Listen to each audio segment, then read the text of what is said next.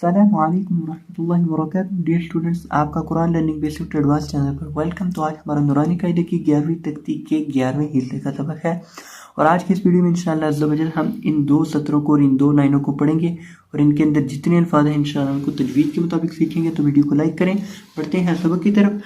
اعوذ باللہ من الشیطان الرجیم،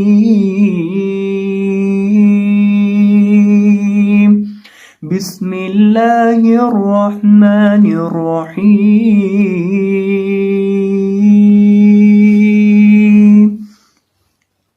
یا زبر عین یا، میم زبر ما، یعم، لام پیش واو لو، یعملو، نون زبر نا، یعملون۔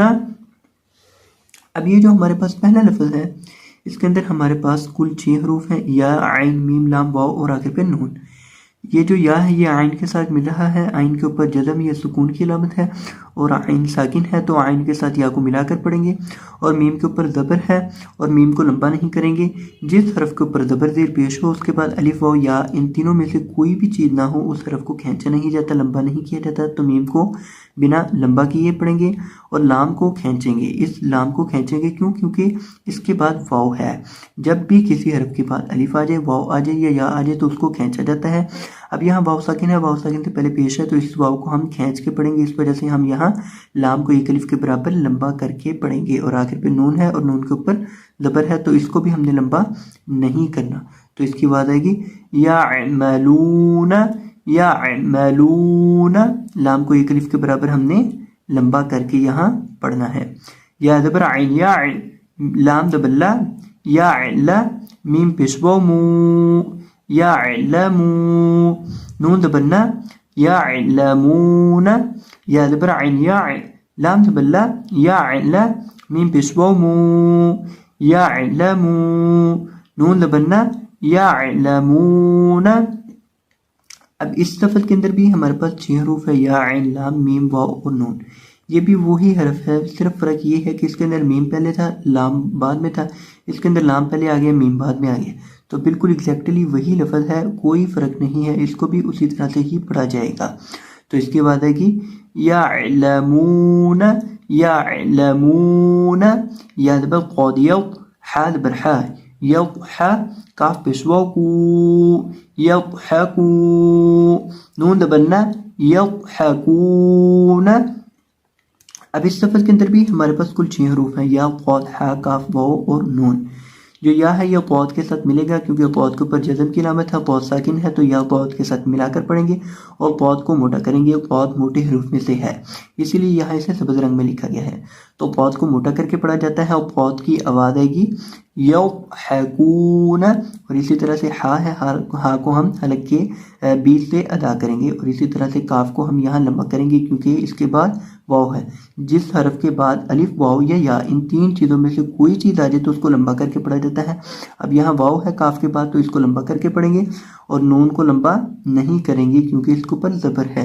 جس حرف پر زبر دیریہ پیش ہو اس کو لمبا نہیں کیا جاتا، جس حرف پر زبر دیریہ پیش ہو لیکن زبر کے بعد الف ہو، پیش کے بعد واو ہو، دیر کے بعد یا ہو، اس کو لمبا کیا جاتا ہے۔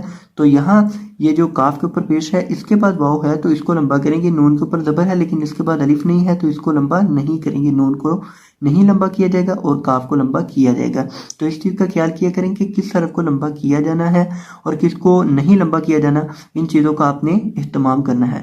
تو اس کو پڑھیں گے یضحکون، یضحکون، یا زبر کاف یک، سین دے سی، یکسی، با پیش واو بو، یکسیبو، نون زبر نا، یکسیبون، یا زبر کاف یک، سین دے سی، یکسی، با پیش واو بو، یکسیبو، نون زبر نا، یکسیبون۔ اس لفظ کے اندر بھی ہمارے پاس 6 حروف ہے، یا، کاف، سین، با، واو اور آخر پہ نون۔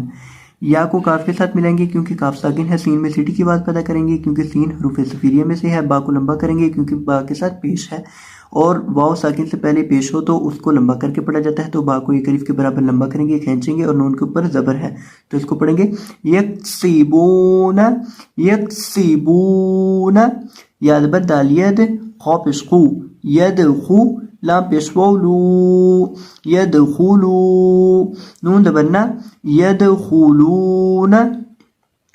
اب اس لفظ کے اندر ہمارے پاس 5 حروف ہیں یا دال خا لام واو اور آخر پہ نون.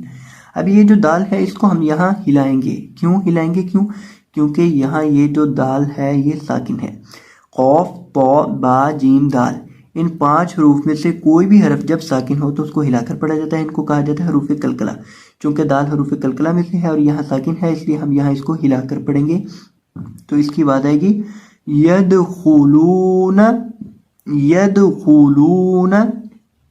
اور اسی طرح سے خا کو موٹا کریں گے کیونکہ خا حروف مستعلیہ میں سے ہے اور اس کے اوپر پیش ہے اس لیے اس کو پڑھتے وقت ہم اپنے ہونٹوں کو گول کر کے پڑھیں گے. اور لام کو ایک الف کے برابر لمبا کریں گے کیونکہ اس کے بعد واو مدہ ہے. الف مدہ یا واو مدہ یا یا مدہ جہاں بھی ہو اس کی وجہ سے وہاں حرف کو لمبا کر کے پڑھا جاتا ہے. کسی حرف کے بعد الف آ جائے کسی حرف کے بعد واو آ جائے یا آ جائے الف واو یا ان تینوں میں سے کوئی بھی چیز آ جائے تو اس کو لمبا کرتے ہیں. تو یہاں واو ہے لام کے بعد تو لام کو ایک الف کے برابر لمبا کر کے پڑھیں گے.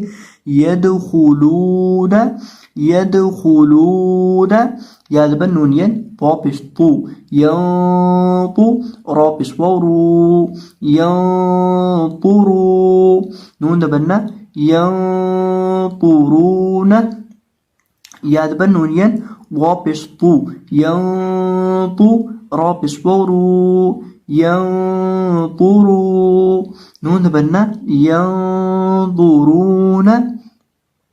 اب اس لفظ کے اندر بھی ہمارے پاس کل 6 حروف ہیں یا نون طا را وا اور نون. یا جو ہے یہ نون کے ساتھ مل رہا ہے اور نون کے اوپر یہاں ہم اکفا مع الغنہ کریں گے. اکفا کا معنی دوبارہ بتا رہا ہوں.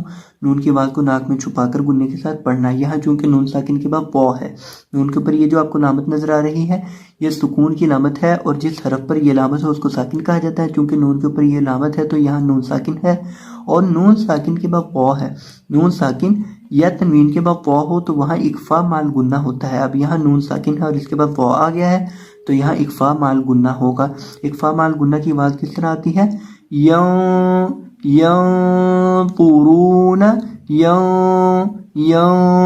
یعنی نون کی آواز کو ناک میں چھپا کر پڑھنا. تو با کو یہاں موٹا کریں گے کیونکہ با حروف مستعلی میں سے ہے اور را کے اوپر پیش ہے تو را کو بھی موٹا کریں گے اور اس کے ساتھ واو ہے تو یہاں اس کو ہم ایک الف کے برابر لمبا بھی کر کے پڑھیں گے اور آگے پہ نون ہے تو اس کو پڑھیں گے ینطرون ینطرون. اب تمام الفاظ کو دوبارہ دیکھ لیں ایک دفعہ.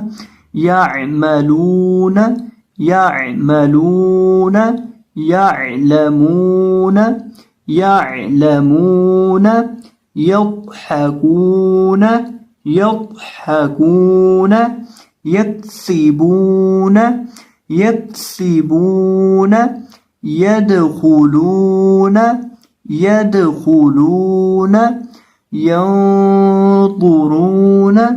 ینظرون. تو یہ تھا ہمارا آج کا سبق. میں امید کرتا ہوں کہ آپ کو یہ سبق اچھے سے سمجھ آ چکا ہوگا. تو اگر آپ کو یہ ویڈیو پسند نہیں ہو تو ویڈیو کو لائک کر دیجیے گا اور اگر چینل پر نئے آئے ہو تو چینل کو سبسکرائب کرنا نہ بھولیے گا. جزاکم اللہ خیرا. بارک اللہ فیکم. اللہ حافظ.